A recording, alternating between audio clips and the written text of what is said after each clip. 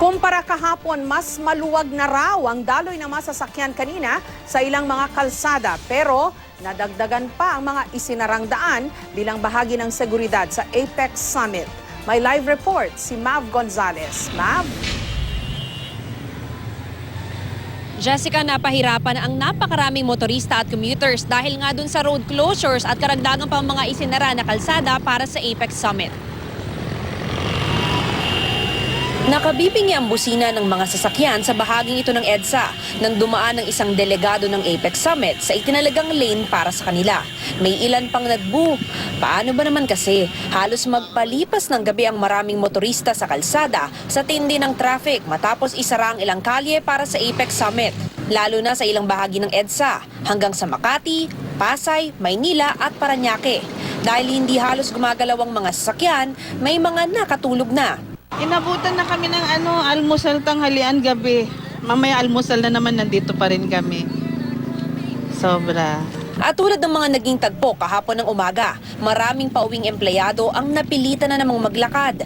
Ang mga sumakay naman ng jeep, butas din ang bulsa dahil triple ang pamasahe. Ang dating 40 pesos, naging 120. Sobra hirap, sobra pagod. Sana dineclare na nila ng totaling walang pasok, walang trabaho. Para ang tao, nakapagpahinga. Ngayong araw tila na trauma na ang maraming commuter. Kaya ang Coastal Road, maging ang halos buong northbound ng EDSA, malayong mas maluwag na kaninang umaga. Bahagya lang sumisikip ang trapiko mula Ortigas hanggang Mandaluyong dahil sa mga bus na nagbababa at nagsasakay ng pasahero. Nagkakaroon din ng traffic sa may Magallanes area northbound dahil pinapatigil ang mga motorista at isinasara ang kalsada tuwing may daraang APEC leader. All lanes of EDSA, kahit 1 minute lang, diba, masiraan lang yung isa, umaandar pa ibang lanes, ang bigat na ng effect.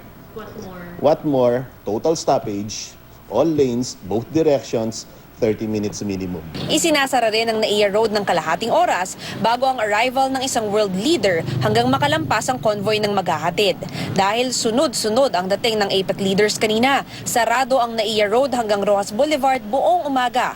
Paliwanag ng PNP, bahagi raw ito ng protocol. Ang security protocol natin, pag dumaan ang kanilang leader, bawal ang may makasabay na sasakyan, bawal ang may makasalubong na sasakyan. In fact, yung MRT po natin ay pinapatigil pag dumaan po, lalo na yung mga delegado ng mga ibang bansa. Muling abiso ng PNP, hanggang Biyernes paiiralin ang stop-and-go scheme tuwing may dadaang APEC leaders. Kaya hindi magiging madali ang pagdaan sa ruta sa NAIA hanggang Makati.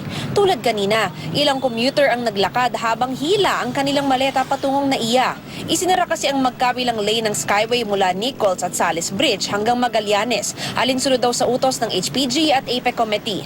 Isa lang ito sa mga karagdagang kalsadang isinara para sa APEC meeting. Nilagyan na rin ng barriers ang Ortigas at tanging mga motorsiklo at bisikleta lang ang nakalulusot.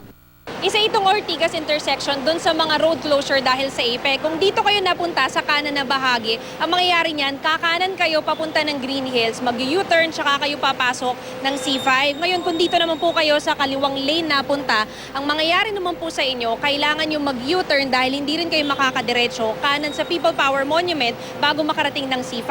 May mga tauhan ng MMDA at HPG na tumutulong sa mga motorista. Pero marami pa rin nalilito. Humingi naman ng paumanhin at pangunawa ang Malacanang sa publiko. Maganda naman daw ang benepisyong ihahatid ng Apex Summit sa hinaharap. Handa naman ng PNP na magbigay ng tulong sa mga motorista. Makipag-ugnayan lang daw sa kanila sa kanilang Public Assistance Hotline.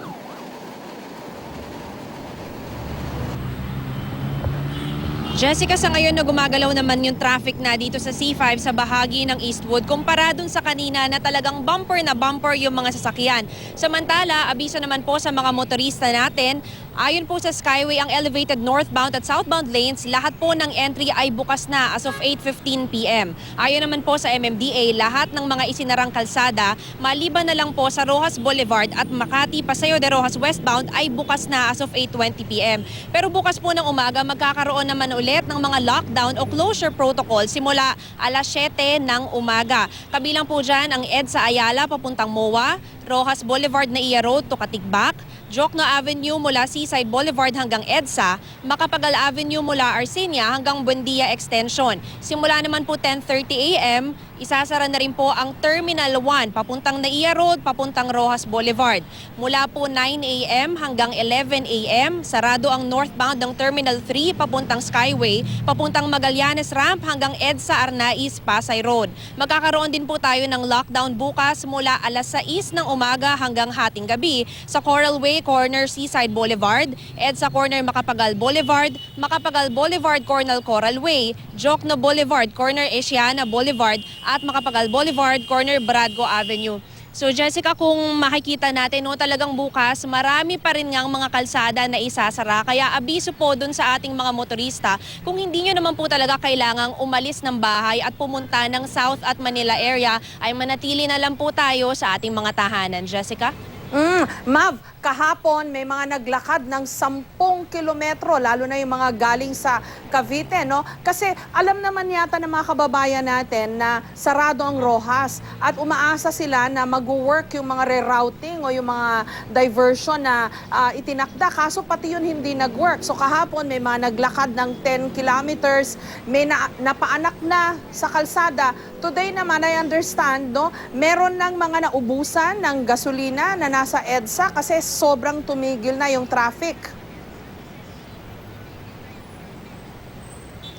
Actually, Jessica, ngayon nga, no, sinasabi nila na not as bad as yesterday yung traffic, pero talagang matindi pa rin yung traffic kasi nagkaroon nga ng mga additional na road closures natin. At may dagdag natin, no, yung pati yung Cavitex Coastal Road area ay naapektuhan na rin dahil nga nagkaroon tayo ng lockdown doon sa paligid ng Rojas Boulevard at sa paligid ng mga airport dahil patuloy na dumarating yung mga APEC leaders natin. Ngayon, dahil nga halos buong umaga, buong hapon isinara itong Skyway dahil nga doon sa mga pagdating dun sa stop and go scheme dahil nga dito sa pagdating ng ating APEC leaders ay meron ngang mga motorista tayo na dun na naghapunan sa kalsada. Kaya nga ang sinasabi ng iba, no, nakita na rin nila sa social media na ganito yung lagay ng trapiko kaya hindi raw muna sila lalabas. Pero fortunately, as of 8:15 p.m., binuksan na nga itong Skyway. Kaya inaasahan natin na mas luluwag na yung dahil yung trapiko natin dito. Dito naman sa bahagi ng EDSA, yung Ortigas flyover, dito talaga nagkaroon ng bottleneck kanina. Pero as of 8:20 p.m. naman, binuksan na rin ito. Kaya nga lang, syempre, naipon na yung mga sasakyan natin mula dun sa kaninang umaga pa na traffic dito. Kaya naman hanggang ngayon, medyo meron pa rin pagsisikip ng daloy ng trapiko rito. Kaya nga yung sinasabi sa atin, no, ng HPG, pati na rin ng MMDA na hanggat maaari, umiwas na lang po tayo na lumabas. Umiwas tayo dun sa mga lugar kung saan magkakaroon ng activities yung APEC dahil nga talaga pong magiging matindi yung traffic dyan bukas hanggang sa darating na Biyernes. Jessica? In fairness sa ating mga otoridad, Mav, no, sinabi naman nila yan ng maaga na buong linggo ng APEC, hanggat maaari, umalis na ng Metro Manila, wag nang lumabas ng bahay yung mga hindi naman makakapag out of town. Ang problema, ang idineklara lang na holiday, Mav, ay 18-19, Wednesday and Thursday. Akamo, itong nangyari today for example, alam naman nila na dadating sunod-sunod yung maraming leader, no, mula sa iba't ibang bansa. Ito yung naging problema kasi meron pa rin mga pumapasok, lalo na yung mga arawan na wala namang choice. Kundi sila papasok, wala silang sweldo. Yun ang nagiging problema. Lalo, hindi rin nag-work yung mga sinasabi nilang dito ang ruta dapat, dito kayo, wag kayong dumaan dito. Hindi nag-work Actually, kaninang umaga, Jessica, nagkaroon ng media briefing yung ating PNP Highway Patrol Group. At ang sabi nga nila, nagkaroon sila ng recommendations dito sa APEC Committee kung paano ang dapat nilang gawin para nga maiwasan itong Carmageddon na nangyayari sa atin ngayon. No?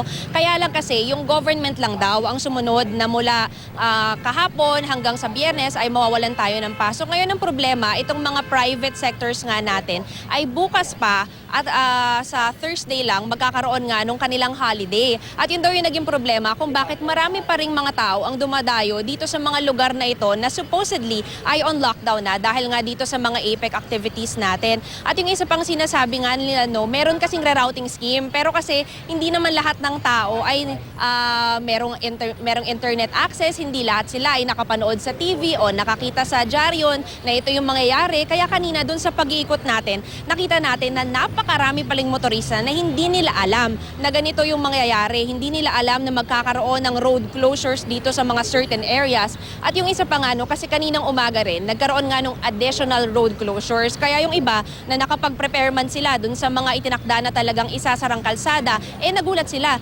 Dahil bakit pati itong mga inaasahan namin na mga bukas na area ay sarado rin pala. Kaya kanina naipon talaga yung traffic, particularly dito sa Ortigas intersection. Pero mabuti naman dahil kanina nakita natin na merong mga tauhan ng HPG at MMDA na tumutulong dun sa mga motorista natin. So every time merong dadaan na sasakyan dyan, sila yung nagdidirect kung saan sila dapat dumaan, kung ano yung mga alternate routes na pwede nilang daanan para nga makaiwas dito sa traffic. Jessica? On hindsight kasi, sana today, no? Ginawa na rin nilang holiday kasi ngayong araw dumagsa o nagdatingan halos sabay-sabay yung iba't ibang heads of state or yung mga heads of economy sa tinatawag ng APEC member countries. Pero bukas, Mav, kakaunti na lang yung inaabangan na dadating, yung mga hindi pa nakakarating. So, supposedly, hopefully, mas maganda ang lagay ng traffic bukas, lalo holiday na bukas, di ba? Tama, Jessica. Inaasahan nga ng MMDA at ng Highway Patrol Group na bukas, mas maluwag na po yung mga kalsada natin kasi konti na lang yung APEC delegates na inaasahan na darating. Kaya konti na lang po yung mga pagkakataon na magkakaroon tayo ng stop-and-go traffic scheme. At dagdag pa nga dyan ay holiday na both private sector pati na rin yung ating gobyerno. Pero yun nga, no, Jessica, talagang sinasabi pa rin ng ating mga otoridad dun sa ating mga motorista, sa mga kababayan natin sa Metro Manila na iwasan pa rin po natin pumunta dito sa mga lugar sa paligid talaga ng mga pagdadausang activities ng APEC. So kabilang po dyan ang Maynila, Makati, Pasay at Parañaque para makaiwas sa traffic. At isa pa palang abiso sa ating mga kababayan, kahit po holiday tayo bukas at sa Thursday ay meron pa rin tayong number coding. Jessica? Maraming salamat sa iyo, Mav Gonzalez.